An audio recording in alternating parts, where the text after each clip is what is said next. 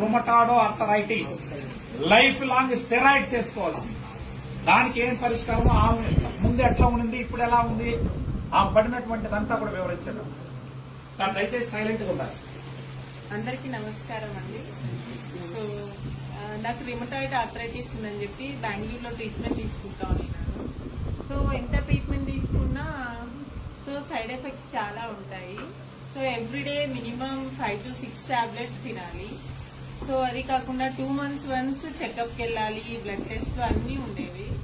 So అంత tablets తింటూనినా control అవ్వడానికి యోగా లాంటివి అవసరం అయ్యేవి. సో ఈ మెడిసిన్ గురించి విన్న తర్వాత ఒకసారి ట్రై చేద్దామని చెప్పి స్టార్ట్ చేశాము.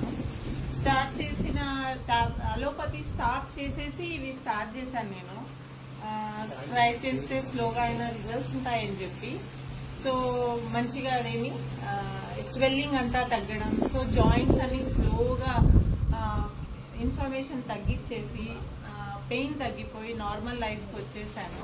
సో ఇప్పుడు నేను కంప్లీట్ గా అదొకటి స్టాప్ చేసి ఇవే యూజ్ చేస్తున్నాము. సో మా హోల్ ఫ్యామిలీలో మదర్ కి, ఫాదర్ కి అందరికి యూజ్ చేస్తున్నాం. సో ఇది మంచి విషయమే కాబట్టి స్ప్రెడ్ చేయడంలో తప్పలేదు.